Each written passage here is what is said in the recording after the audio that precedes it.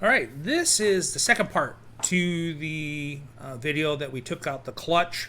This here is going to be the oil pump change out to a high performance from Schnitz motors.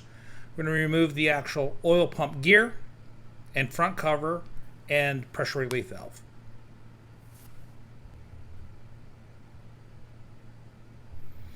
So what we're going to end up doing here now is just remove the 3 bolts so that we can remove the actual oil pump shaft and gear and front cover. Reasons why we're doing this is because we're going to be increasing the oil pressure by 20%. We're also going to put a thicker front cover on it.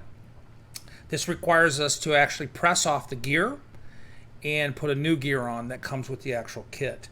Normal stock, I think at 3,000 RPM is 32 PSI, and I believe this raises it up to 52 PSI with the new high volume gear.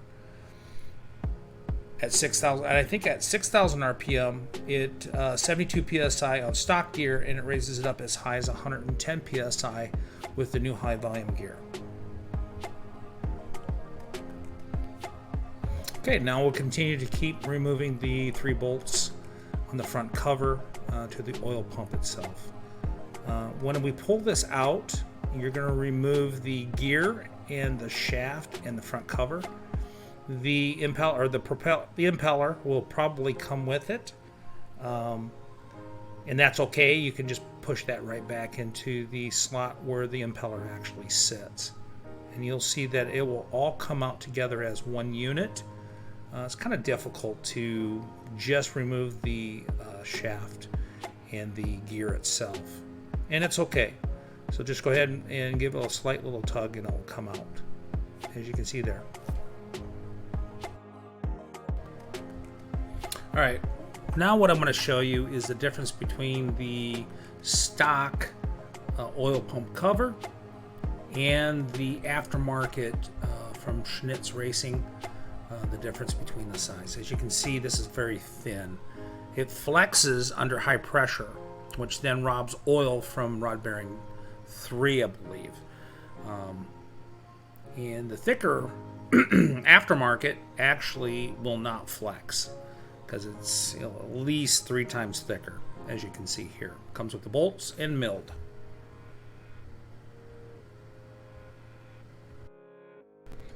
All right. Now we're going to show you the pressed off gear.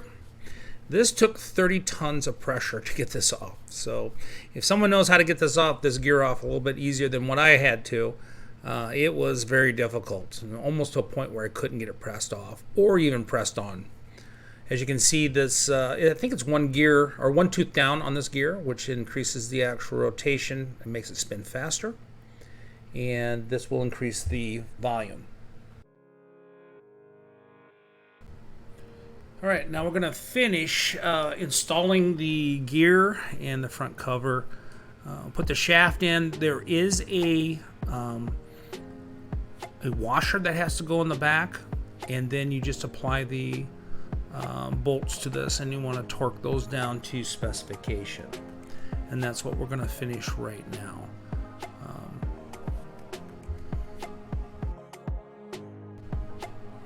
All right, now we're just going to finish getting these things tightened up.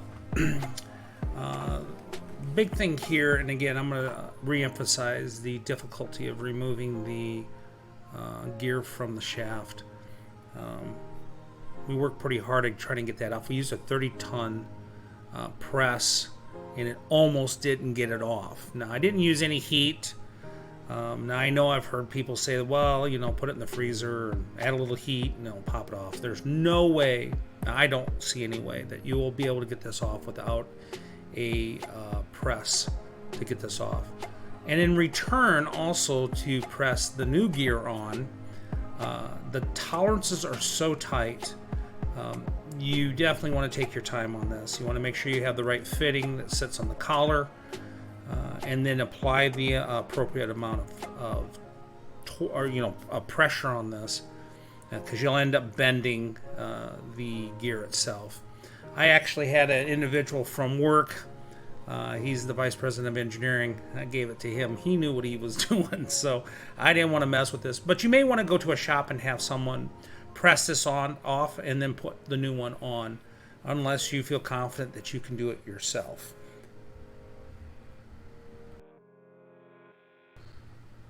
Okay, so now I think what we're going to do is just kind of finish up getting these bolts tightened up a little bit, and then we're going to get the torque wrench on them and get those tightened down to manufacturer's specification.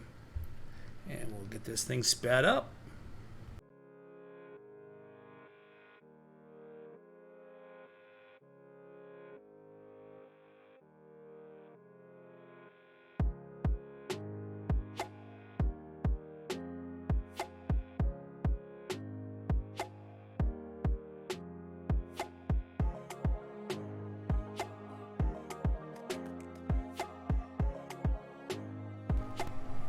Alright, now we're going to torque these down to the specification, which is 89 inch-pounds for each one of the bolts.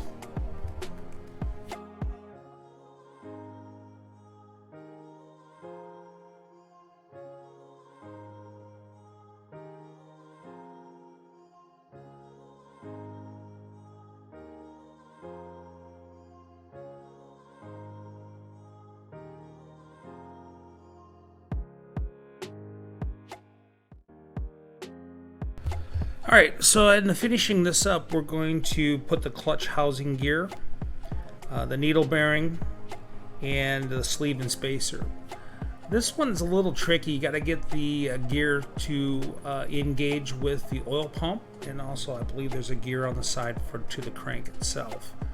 I try to go at it in a little bit different direction. As you can see, I got the needle bearings. It is easier to remove the needle bearings and the spacer, and then put the clutch housing in there.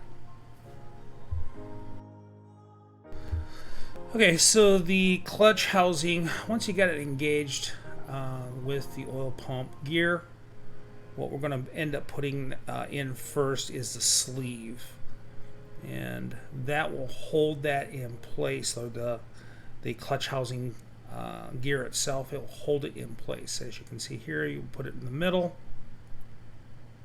and get that aligned as you keep it the pressure against the gear. We'll now add the needle bearings, and then on top of that we'll put the spacer.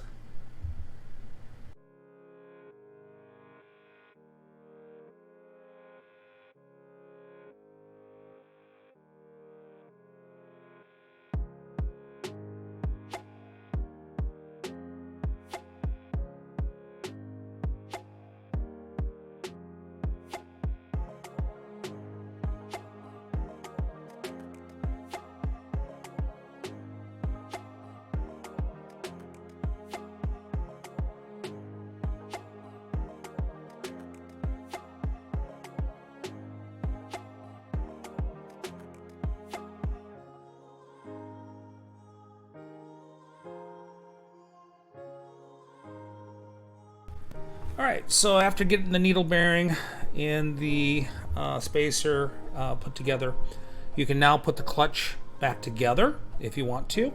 I'm going to move on to the oil pan and remove the oil pressure regulator and change that out. If you want to know how to put the clutch back together, please view the other video on ZX14R clutch mod. So to get at the oil pan, you're going to have to take off the exhaust. I had to remove the whole exhaust because my collector would not separate from the header. And so I went ahead and just removed the whole system. I drained the radiator so that I could move the radiator out of the way to even get at the exhaust system. And this is going to allow us to get closer, or get it underneath and get the oil pan removed. So you can kind of see what we have here is the quick, I believe they call these the quick rivets, both sides. And then we're going to slide the rubber boot off. And then we're going to loosen the oil pressure switch, which is this, which is the right inside here. And then what we're going to end up doing is, let's see here, move the oil bolt. So actually, then we'll just take off the bolts all the way around and drop the oil pan. So after you have removed the oil pressure terminal and the lead, we're now going to remove the oil pipe bolt. And once you remove this, then you can start to loosen up all the oil pan bolts and drop the oil pan itself.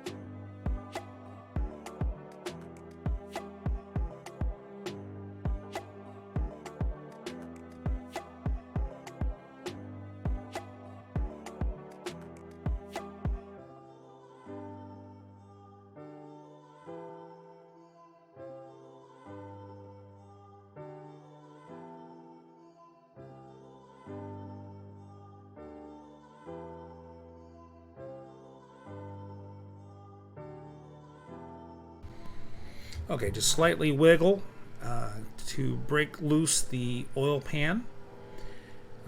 We'll have to move some of the tubing on the oil pickup tube to the side. Just slightly wiggle it and it will all come down. The gasket is reusable, and so just be very careful as you're removing the oil pan.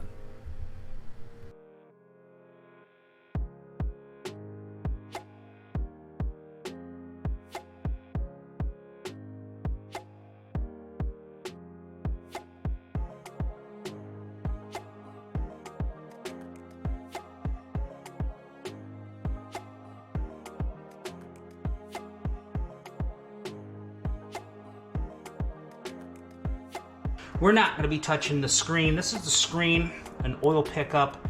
That stays the same. That doesn't get moved. Here we can kind of, you know what, that's kind of cool. We can see, and I'm going to bring you here. I'm going to take you off the stand here. All right. You can kind of see what I'm seeing. And you can even see how that's lined up with the oil pump. As you can see here, here's the oil pump, and that's that new oil pump we put in place. It looks pretty good. This is all the gears. This is the screen, this oil pickup. And again. Okay, so that's the oil pressure regulator. And those are the O-rings that fit up inside the oil pickup assembly. And now what we're gonna do is remove the actual oil tube away from the oil pan itself. You want to be very careful here. I don't think you can hurt it, but it just lifts straight out.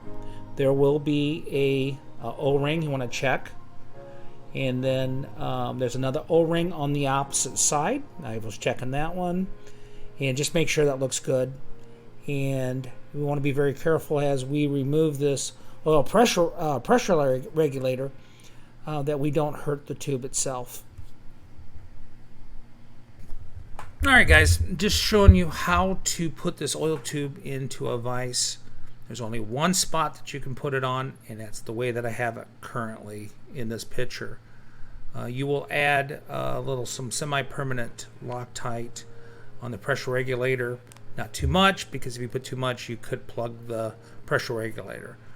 The way that I have it set up right now is the safest way without damaging it. If you put it in on any other spot, you're going to end up damaging this oil tube.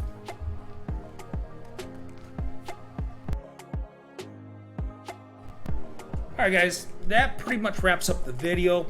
Just I didn't videotape it. It's just a reverse action of what you just did to take everything off.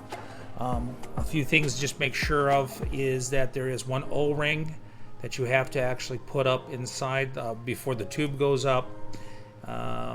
You also want to make sure that you torque these bolts to 89 inch-pounds. Put a new filter on, put some fresh oil in it.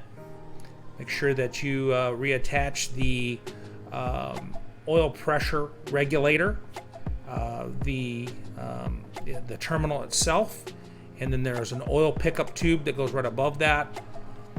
Put the coolant back in, get it started up, heat it up, make sure there's no leaks. I didn't have any issues.